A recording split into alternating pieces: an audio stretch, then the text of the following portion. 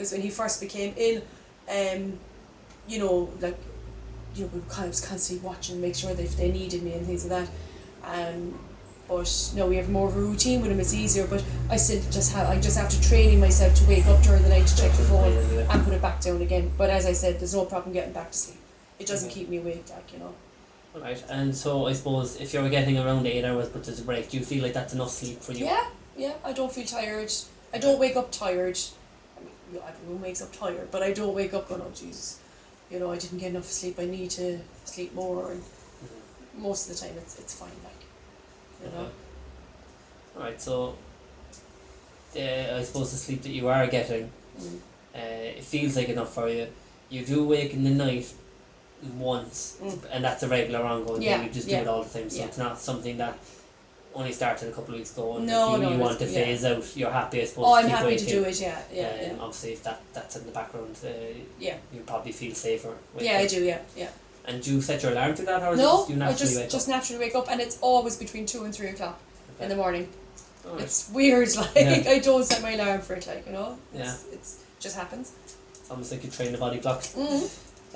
Cool. And I think you touched upon it anyway, but you do wake feeling like refreshed. You're not like say groggy or cranky, or you feel like you need to go back for like another hour. No. Once you're up, you're kind of good to go. Yeah, off we go. Yeah.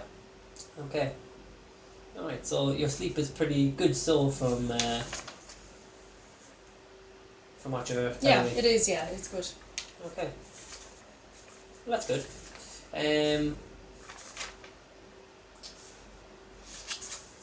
Now, I suppose we're, because you have good sleep and you eat quite well, we'll just move quickly on to your energy.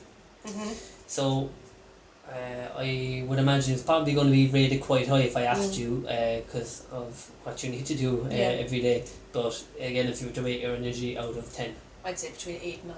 That way, is it? So you classify yourself as very energetic. Yeah, I would. Okay. I would, yeah. And I suppose, what are you doing to say that you would classify your energy that high? I suppose getting my sleep. I mean, if I need to sit down, I need to sit down and relax. I'm not don't feel guilty if I have to sit down for a few minutes, or even a half hour. I don't feel guilty or anything like that.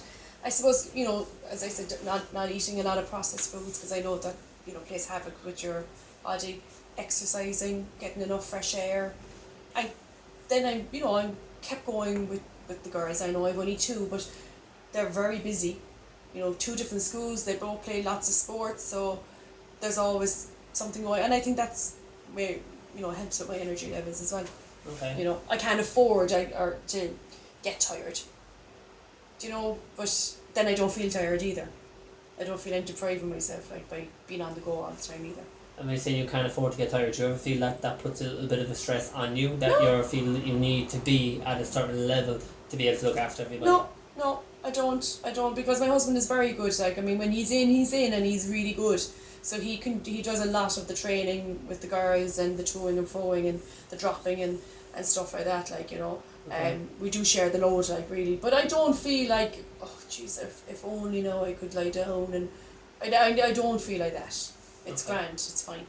Alright, so I suppose you rated quite high, and I suppose you've gone through quickly, I suppose, what increases your energy levels.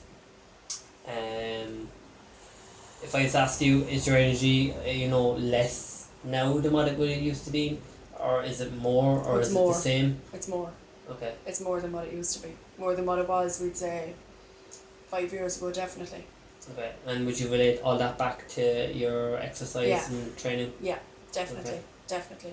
Because we'd say up to about 5 years ago, around that time, or maybe 4 years ago, we'd say about 3 o'clock, I'd nearly fall asleep on the couch. Okay. I'd have to lie down, have a nana nap as I was gone it. Yeah. Whereas I don't need them anymore. Okay. Which is good. And what do you feel has caused this shift? Like, when you say, a couple of years ago you would have needed a daytime nap, was that back when you were trying different specific diets? I think so, and the only exercise I was doing then was walking. Okay. Whereas now there's more strength, and the eating is better, the foods are better. Okay. You know, so I think that's helping. Like, Alright, and again, just tying it back into those old food or food plans and diet plans you used to follow. Were any of those cutting any specific food groups yeah. out of your diet that you feel could have been contributing to a lack of energy back then? Oh yeah. I suppose the Weight Watchers. There was nothing that you couldn't eat. You had like I don't know if you were aware of it, like a point system, and I was allowed 18 points a day. So I could have had a Big Mac if I wanted to just take that that was 13 points. So then it meant I had only 5 points to eat other foods. So you just had to pick them sensibly, right? But the motivation clinic was 0 fat, no fat at all, very minimum carbs, and fruit and veg. Okay. And meat, chicken. Red meat was a no really. And then you had to eat their protein bars then as well. Mm-hmm. So protein was high but not red meat. So it was like chicken and fish and eggs is where you're getting the protein from. Okay. No fat whatsoever in your diet, and Okay. and they didn't encourage exercise either. Alright. Because I said that to him one time. I said, "Oh, should I go exercise?" And no. Yeah, that's a bit bizarre. Yeah. I wonder what their train of thought would have been on that one. But okay, so the past plans that you would have followed could have caused a certain amount of lack of energy, but you feel that they were telling you not to eat fats in your diet. Yeah. Oh, definitely. It was definitely no fat. And actually, when you think of it now, the Weight Watchers was no fat really as well. Okay. You know, no fat as well. So. And when you say no fat, was it no good fats or is it just no any kind of Just fat? no fat. Okay, so She didn't say what was good fat, what was a bad fat. Just no fat. alright. No butters, no oils, nothing at all. Okay. Did you find that easy to stick to when you did it? I did at the time, I suppose, because I was getting results. I was dropping, so I was very regimental then with it. But then, like, there was no calcium either. They didn't want you to have any calcium, you know. And I had to worry about that with bones and things like that, you know. And like, that would go back to what I was saying earlier. They couldn't answer me why I couldn't have that in my diet, Okay. you know. Alright. Yeah. It's probably one of those things, I did find out, it's just when my other friend was on motivation as well, we did get kind of very gaunt. Besides losing the weight, we kind of got gaunt, looking haunted, as my mother would say, like that, you know. Yeah. Not, at the time I thought it was fine, but when I look back now I go, bit of a lollipop head, Okay. you know, that kind of, that way, So like. you didn't look healthy, like. Yeah, when I look back at it now I kind of go, I could have done with something else. Yeah, it could be one of those things, I suppose, when you're in that area where you're seeing results on the scales every day. If that was your only main focus, you probably didn't notice anything else No. that was going on. So I suppose, looking back on photos now that you're out of that situation, you probably could see things that you may have done differently or things that you may not have liked to do. Like, you had no muscle definition. You were just thin. You know? And if that's, I know some people, that's all they want. They just want to be thin. Yeah. But I don't want But to that's be not thin. what you want. I don't want that. Like. Okay. Alright. Yeah. No, it makes sense, I suppose, how you couldn't stick to those specific plans long term. I don't think I could. But you want something that you can live in the real world with. Yeah. You know? That you can incorporate into your everyday life and still be healthy, but enjoy yourself too, like, you know. Mm-hmm. You don't want to deprive I don't want to be depriving myself of anything. Yeah. Because then what happens is, if you get it, we'll gorge it in, you know. Overconsumed. Yeah. I suppose it's always that age-old saying of everything in balance. Rather than exclude. Mm-hmm. And it probably makes sense. I think if you demonise any food group or demonise anything in life, it doesn't have to be food. The second someone tells you can't have it, you want to. Naturally you're going to want it. Yeah. And then I think you're just in that situation where you're denying yourself something, and it almost becomes like you're punishing yourself. it can be quite difficult. But not being told why. Yeah. You know, why, I mean, I said to her, I said, why can't I have like a glass of milk or something, you know, calcium or whatever. Oh no, you've enough calcium in your broccoli. Okay. I said, I know broccoli has calcium, but I was saying, well, should I not be having something else as Yeah, well, you know? Getting a different food source Yeah. of it. Yeah. Variety is the spice of life and all that. Okay. Yeah, that kind of covers a lot of, I think, why your energy levels may not have been great back then, but also explaining, I suppose, the shift that you found in the last couple of years to now start rating your energy quite high. Yeah. Because you're eating very differently. Yeah. Okay. Perfect. Just one or two other things that I want to run through with you while you're here. And so.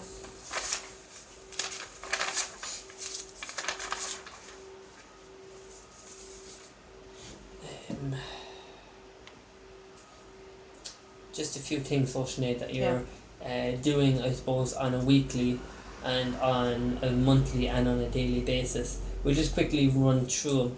So, you said you do drink. Yes. Okay, how often would you? I could drink 3 times a week. Okay. I could, I have to be honest. I definitely would drink Saturday night and Friday night. And I might have a night in between. I might even have 2 nights in between. But that's not drinking now to stupor. That's maybe having like 2 or 3 bottles of beer, small bottles of beer, 2 bottles of beer, you know. So you're not like drinking to I suppose, just get really drunk. It's Oh, just no. more maybe relaxing, Yeah, social yeah. kind of. It is, yeah. Okay. It really is. My husband would say, he'd ring and he'd say, I'll be home there now. What's on the telly tonight? And I might say, oh, Game of Thrones. He said, oh, we get a beer.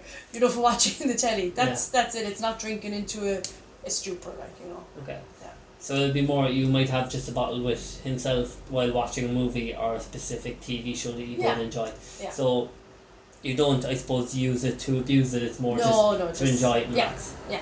Okay. That's alright.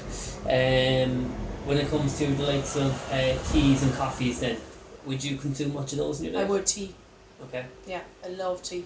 How many cups did you say you'd have a day? It depends. I could have 10 cups. Oh, okay. 10. You know, if I'm in someone's house and the kettle is on, I'll have a cup of tea.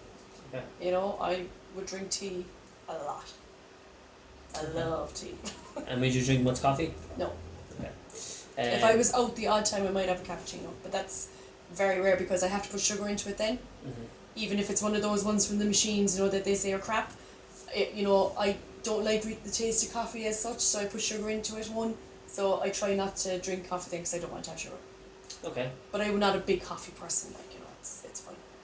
Alright. So tea would be your kind of major advice. Yeah. Alright. I suppose the thing with, you know, teas and coffees is that they can work as what we call anti-nutrients. So there's factors inside teas and coffees that prevent your body absorbing and utilising a certain amount of nutrients. So a common one would be like a water-soluble nutrient like vitamin C. So consuming teas and coffees can deplete the amount of vitamin C that your body can uptake and use. Okay. You know, not taking in vitamin C can have a knock-on effect to other nutrients. Okay. So, you know, some people can find it difficult to get their iron levels up if they don't have enough vitamin C. Oh yes, yeah. You may not be having enough vitamin C if you're consuming too much teas and coffees. So they can have knock-on effects. So they can like drain the stuff out of you really. They can, certain nutrients, it can, you know, for want of a better word, send them out the back end. Oh, okay. You know, yeah. they're not the friend of nutrients, you Okay. know, so sometimes over consuming teas and coffees can lead to other issues. Okay. You know, a couple of, you know, one or two cups a day aren't going to be causing any major issues, but I mean if you're and especially if you're having them with the foods, you know, if you're having teas and coffees with your meals, then you know that would be worse than say having them 2 hours away from a meal, you know. Okay, I'd say the only time I don't have tea is when I'm away on holidays because their tea is horrible. Okay. So I'm probably getting all my nutrients that week. Like staying in my body that Are week. you one of the Irish that travel with their Barry's tea? No, I don't do that. No. It's one thing my mum used to always do when we were small. She'd Back fill in up the fill up her suitcase with her Irish tea bags, because she couldn't leave the country without them, you know. Okay, so with your water consumption then, would you drink a lot of water? I try to drink 2 litres a day if I can. Some days I find it very hard and I might only get a litre in. Okay. But I can't drink it if I'm going anywhere because I'd be like Piddling Pete. I'm just shocking. I really. I haven't heard that one though before. Piddling Pete. I have a teeny weeny bladder, so I mean, like, I just only just literally wetting my lips with this, because, like, after that, I could be in the toilet about 5 times. Okay. I've always been like that all my life, you know, Piddling Pete. So if I'm going anywhere, if I'm going to town or something like that, I can't drink anything for about an hour and a half beforehand. Because by the time I'd get to town from Glanmire, which is 15 minutes less, it'd be agony having to go. So yeah. Okay, so I have to be at home or somewhere near a toilet when I'm drinking it all. okay, so you do drink a fair amount, but just not when you're on the move or on the go, or if you're travelling. No. Okay. Can't. All right. Maybe never share car to Dublin with you. I know, yeah. Plastic pens. Okay, perfect. And I suppose there are 2 there that you have marked down. So you add salt to a lot of your foods, yeah? Yeah, I do. Okay. And would it be normal table salt, or no, is the there... pink one, you know, the Himalayan pink salt, Okay, so or sea salt, the coarse Yeah. one. I have those at home. They're the ones I use. Okay. Himalayan pink salt is good because there's more minerals in it, bar just your sodium, you know. Okay. And it gives you iodine, so there's there's benefits to having pink salt, because of the mineral complex that they give. So that is a good option to have if you need to add salt to your food. Well, I'm not one of these people who just pours salt straight away. I taste my food first. Okay. And then if it needs it, I'll put it on. Okay. Yeah, so I suppose if there's any good thing of that, like. Okay, so yeah, you don't add it to everything that you eat. It's only specific foods that if they don't taste like there's enough. Yeah, I just if I need something with it, like Alright. And the last one that you've marked down is just some processed ones, so like your pastas, your white breads, and all of those. So you do consume those as well? I do, but as I said now earlier, I buy the brown bread, so I won't eat it. Pasta, I don't like pasta. It bores me to death. Okay. And actually, the last time I had it, I just was doing something quick. My stomach was in bits. I felt like a big knot, so I said, that's it, I'm not going to eat pasta now anymore. Okay. You know, so no. Okay, so you kind of don't really bother much with it. Yeah, so I don't. And it's wholemeal pasta I buy anyway. When I buy it, because my kids would eat it, if that's any better, like, than the regular white pasta. Okay, yeah, perfect. Yeah, that all makes sense. So if I was to ask you, Sinead, just to walk me through, so like an average day of yours. Yeah. So breakfast. Normally would be eggs on toast. 2 eggs on toast. That would be most of my breakfast. Porridge maybe the odd time, but it's normally eggs and toast. Okay. Lunch then could be, I could do more eggs and toast and a salad, you know, or eggs and a salad, or chicken and a salad. Snacks then in between might be a banana, might be an apple, might be a few nuts. Dinner then is normally meat and veg. Proper Irish dinner. Proper Irish dinner, yeah. Meat and veg. Meat and veg. I try and cut down on the potatoes. I try and get a sweet potato there instead of a white potato. Mm-hmm. But it's meat and veg. Okay. And you know, when you had mentioned to me earlier on that you eat to fuel your training where best possible, where in that day would your pre-training meal be? I suppose most of my training is in the morning, so I suppose my breakfast is my pre-training meal. Okay. The odd time, like kettlebells, might be in the evening time, but it's normally, if it's an earlier class, I'll have my dinner when I come home, and if the class is late, we'd say about 8 o'clock, I'll have my dinner beforehand. So I suppose my dinner is my fuel for kettlebells, and my breakfast is my fuel for my PTs. For PTs. Yeah. Okay.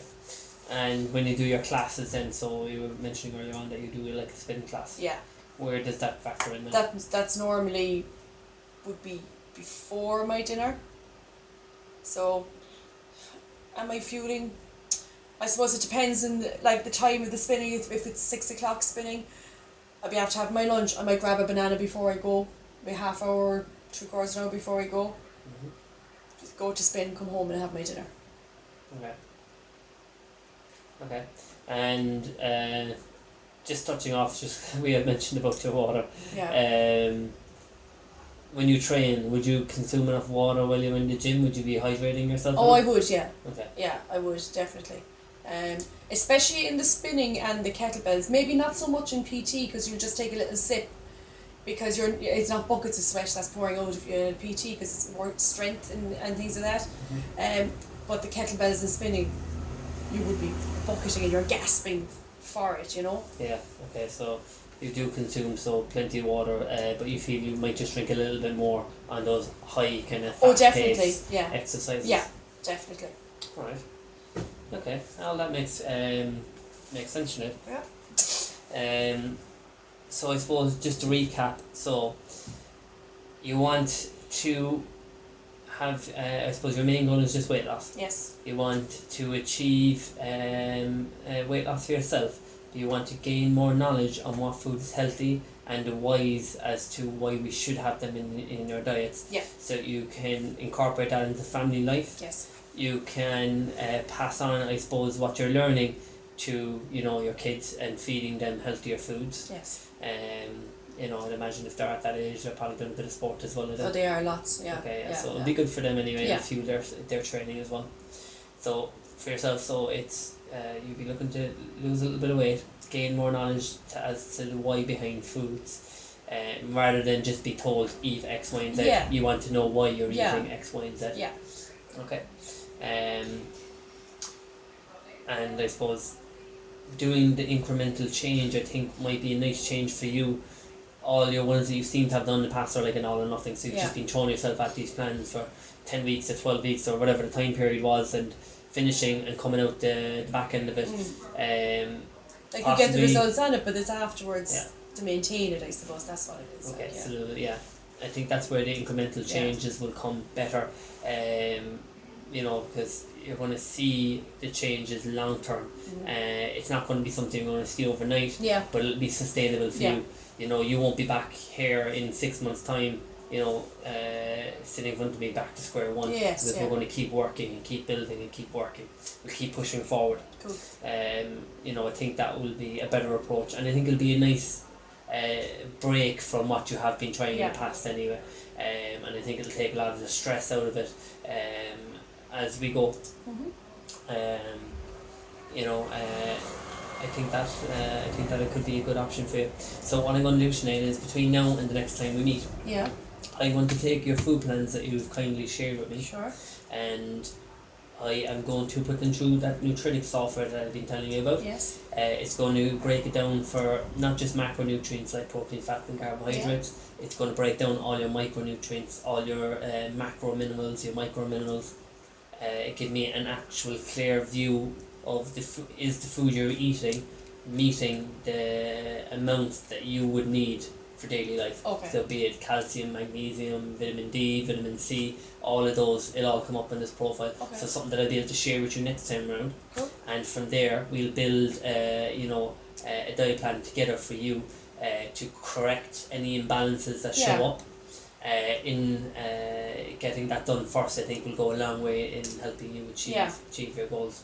If that sounds okay. That sounds good because, as I said, I'm going along eating these foods, but they might not necessarily be beneficial for me. As I said, like my long-term goal as well is to stay as healthy and stay away from medicines as much as I can. So with the right food, that would go a long way. Like. Yeah. So a short-term goal is weight loss, and then long-term is just between now and end of days. Doomsday. Doomsday. That we just stay as healthy as possible, reducing risk factors of any conditions that could arise and all that.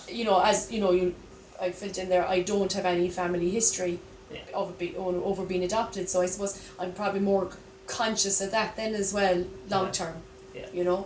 Okay, perfect. I didn't want to touch on that because I didn't want to make you feel uncomfortable. No, that's fine. No, it's but fine. yeah, it's hard when you don't have a family history to know what you are predispositioned to pick up. So it's hard to know what risk factors need to be reduced because you don't know what you're trying to avoid. But I think just leading a general healthy lifestyle is probably the best approach for you. Because we don't know what's in your family tree, you know. So I think we'll take from there. I'll get that software done, and maybe the next time we meet up, I'll sit down with you. We'll go through it. We'll see what possibly could be shown up as an imbalance, and we'll try to fix those, and we'll take it from there. Cool. Does that sound okay? Brilliant. Fantastic. Perfect. Well, again, look, thanks for coming to see me again today, and we'll be in touch again very shortly, and we can take from there. Brilliant. Thanks a million. No worries. Very good. Thank you.